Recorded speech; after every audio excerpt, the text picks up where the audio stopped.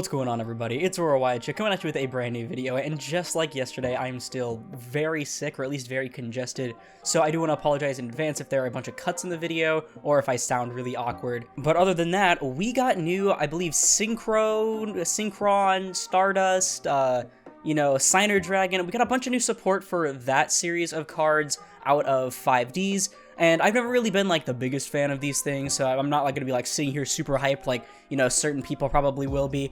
But I think it is pretty cool. I know there are a lot of anime enjoyers out there, especially watching these kind of videos, if my Galaxy video being, like, my 5th most viewed one is anything to go by. But yeah, this is coming out of Duelist Nexus. I don't remember exactly what this set is. I don't remember if it's a side set, or if it's, like, after Cyberstorm Access or whatever. But I just know it's coming out of Duelist Nexus, which we had been waiting for news for, apparently. I forgot it existed, not gonna lie. But I'm not gonna waste any more time. Let's go ahead and start reviewing. So new Yusei and Team 5Ds related cards. Yeah, so I'm probably gonna label it as like Stardust and Synchron and stuff like that, but it's kind of like for all of them. But starting off, we have Wheel Synchron. So this is a level 5 light machine tuner effect monster. It has 800 attack and 1000 defense, and you can only use the second and third effects of this card's name each once per turn. If you use this card on the field as synchro material, you can treat it as a non-tuner.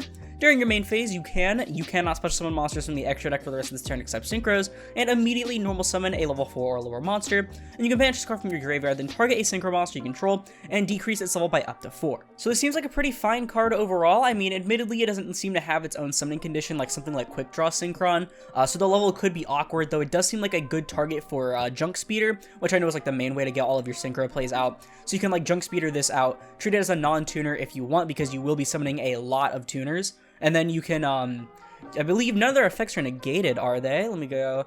Yeah, literally, like, none of their effects are negated or anything like that, so you can get more bodies on board from this, probably something like a Doppel Warrior, I don't know. And then banishing it from Graved can help you go with its very specific synchro plays, especially things probably like Baron or something like that. Overall, pretty good synchron, that in my eyes at least. God, I sound like actual death right now. Sorry, I'm literally so congested. So next up, we have Revolution Synchron, aka Funko Pop Power Tool Dragon.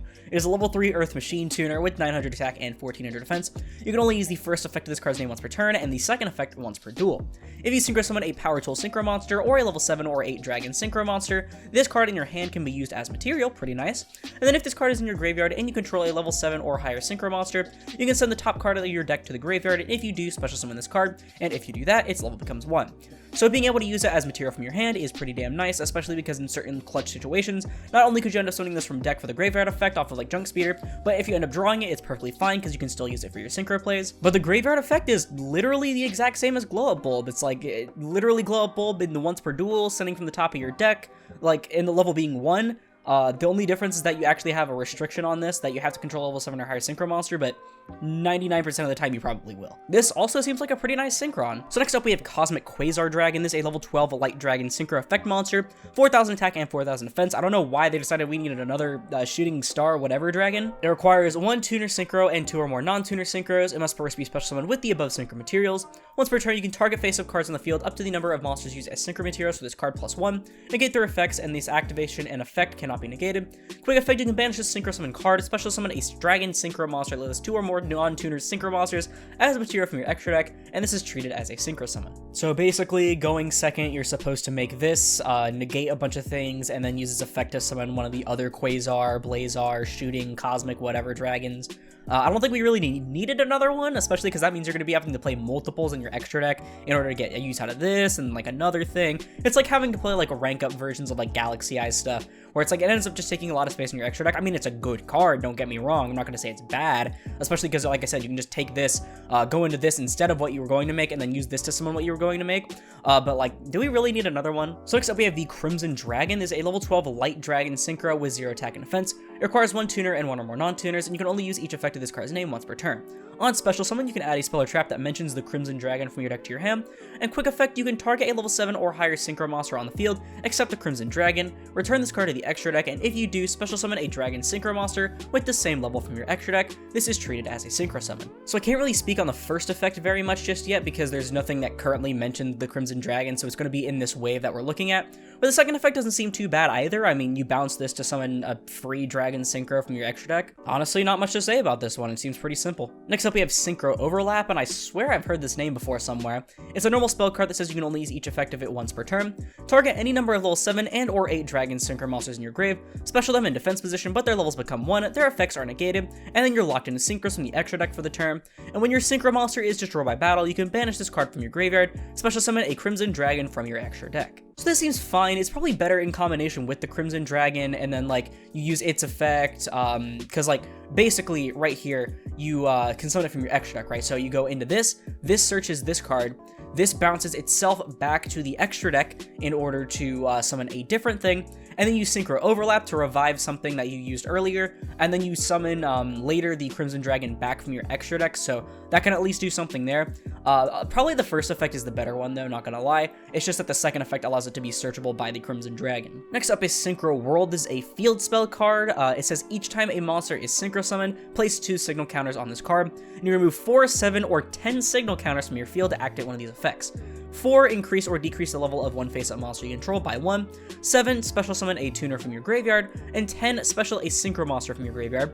And if this card in its owner's control is destroyed by an opponent's card effect, you can special a Crimson Dragon from your extra deck. I mean, doesn't seem that great. I mean, so not like, admittedly, Synchron I've seen firsthand can Synchro summon a lot of times. That's why they usually start with like a Hyper Librarian, and then they end up drawing like a billion cards from their deck, not their extra deck.